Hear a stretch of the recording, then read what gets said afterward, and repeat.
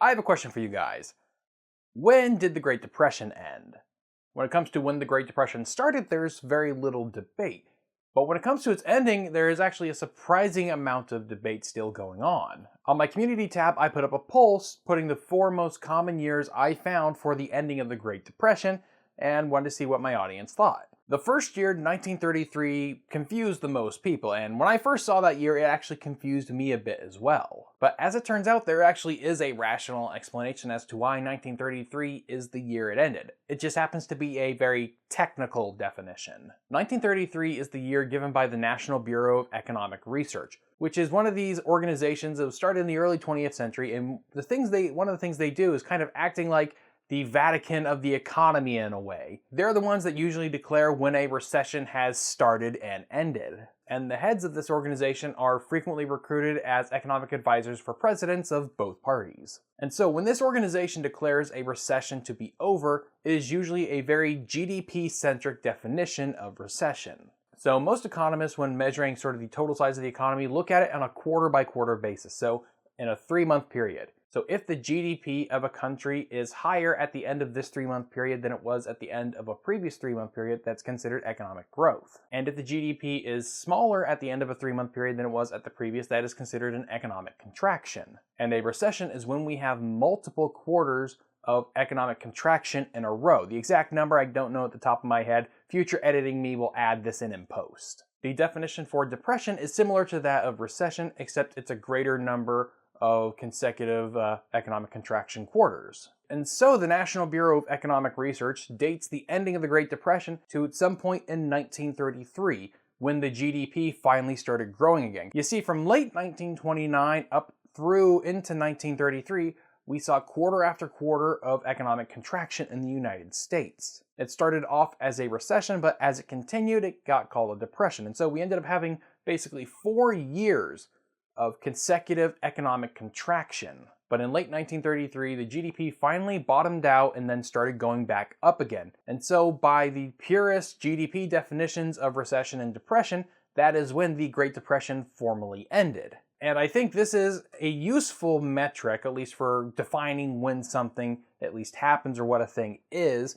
The problem with this definition for depression is that it doesn't really mark onto lived human experiences. From personal life experiences, I remember the Great Recession, which began during the late year of George W. Bush and continued through most of the Obama presidency. Now, according to the National Bureau of Economic Research, the Great Recession began sometime in late 2007, early 2008, and continued into 2009, but eventually ended in 2009. But here's the thing though, if you were a working adult at the time, yeah, the Great Recession didn't felt like it ended in 2009. It felt like it continued well into like 2014, 2015, even 2016. It was hard to find a job. I was only able to get my first job thanks to nepotism because my older brother got me a job washing dishes at the pub that he worked at. It was also more difficult actually getting classes if you were going to the local community college. Since I'm in California and community college is free, it's not actually free. You pay a registration fee, which tends to be about like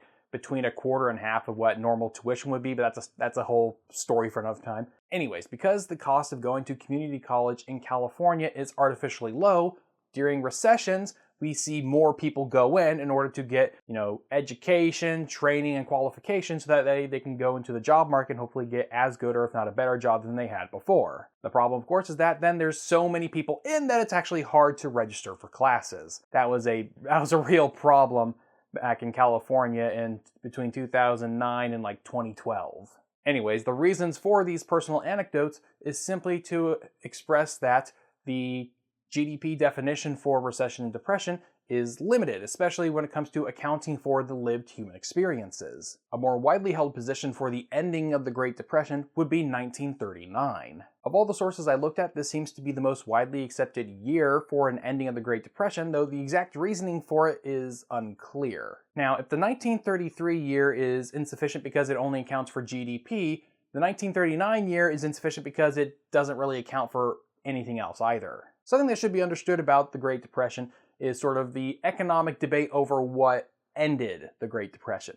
And for a very long time, it was believed that the New Deal policies of the Roosevelt administration ended the Great Depression. However, between the 60s and the 80s, we saw a shift in this perspective, first among economists and later among historians. And by the end of the 1980s, there was more or less a consensus that no, the New Deal didn't actually end the Depression. We're pretty confident now that the New Deal didn't actually end the Great Depression, especially when you look at unemployment rates. At the time FDR came into office in 1933, the unemployment rate in the United States was 25%. And by August of 1939, just before the Nazis invaded Poland and start World War II in Europe, the unemployment rate in the United States was 19%. After 6 years and massive government spending, the unemployment rate had only fallen about 1% a year. So yeah, the New Deal didn't end it. Now, the new consensus around what ended the Great Depression tends to be World War II. However, the World War II consensus doesn't have as much buy-in as the New Deal consensus once did. Anyways, the World War II consensus tries to say that it was the massive spending of war that brought the American economy out of the Great Depression. There are some problems with that, at least applying that to the 1939 year. That being, the 1939 year as an ending for the Great Depression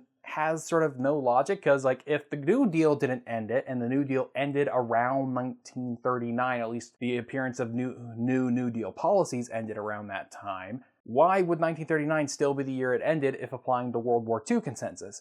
And I think the real answer for this is mostly that it's a reconciliation of the two. The World War II consensus is that, the spending on World War II brought the American economy out of depression. But that was the same exact logic behind the New Deal, as in, New Deal spending brought the American economy out of the Depression. Well, there's disputes now over whether or not that was actually the case, but choosing 1939 seems to mostly be kind of a reconciliation. It's like, okay, yes, World War II did it, but, World War II started in 1939, and so that's when we're going to say it ended, just so we can preserve some of the New Deal consensus. At least that's what I think is going on when you see 1939 as the year the Great Depression ended. Now, amongst you guys who answered the poll, you guys mostly said 1941 was the year.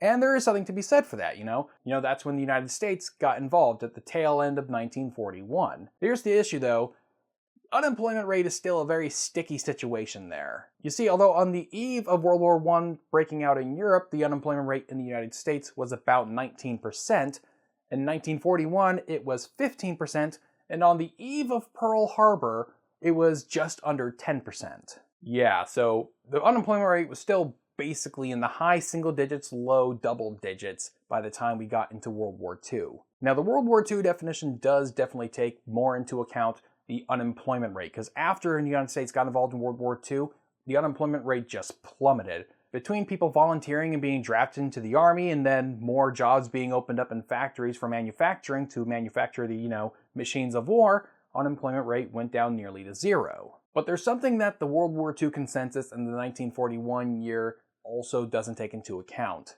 GDP recovery, private sector spending, and standards of living. Because here's the thing, in 1941, 12 years after the stock market crash of 1929, the GDP of the United States still hadn't recovered from that 4-year dip between 1929 and 1933. In fact, the GDP wouldn't recover to pre-depression levels until after World War II. It didn't go back up until after the war, until after the massive levels of spending and taxation were ended, which seems to contradict the logic behind both the New Deal and World War II consensuses for the Great Depression. During the Great Depression and then again during World War II, private sector spending was also very low, and you can't grow an economy with just government spending. That just doesn't work. It especially doesn't work if A, the government is spending a lot of money and then taxing a lot of money at the other end. That's just doesn't work. But more importantly than that, what none of those first 3 years take into account is standards of living. The period between 1929 and 1945 had probably the lowest standards of living of the 20th century. That period had lower standards of living than 1929 to about a decade or so earlier, and it had lower standards of living from 1946 and on. In the 1930s, if a person couldn't buy meat, butter, sugar, eggs, it was because he didn't have enough money to afford it. In the 1940s, if a person couldn't buy those things, it was because of rationing. Basically, the standards of living during World War II were not very different from the Great Depression. The only difference is that you might have a job. The problem, however, is that having a job hasn't improved your standard of living at all. A huge chunk of your income is getting taxed by the government, And what isn't taxed by the government, they're also trying to take through making you purchase war bonds through just rampant war propaganda at the time. And so the standards of living for most people didn't really improve during World War II, even though they had a job. And so you basically had a Great Depression living situation continuing through World War II. It wasn't until after the war was over that things actually started going back to normal. That's when the government started getting out of people's lives a bit more. Now, the exact reasoning and more detailed explanations are left for another video. But basically, these are the 4 consensus years. One of them is purely for GDP. One seems to be reconciliation with a past failed consensus. One is a new consensus.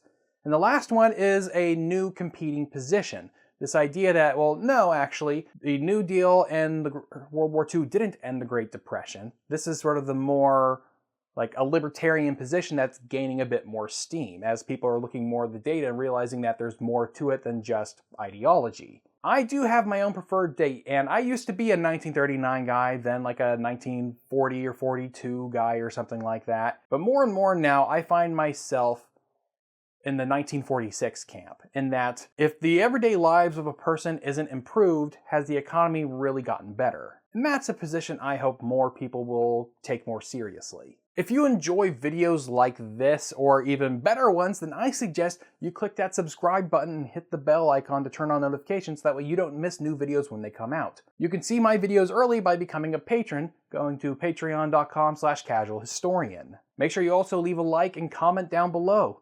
Thanks for watching, and I'll see you next time.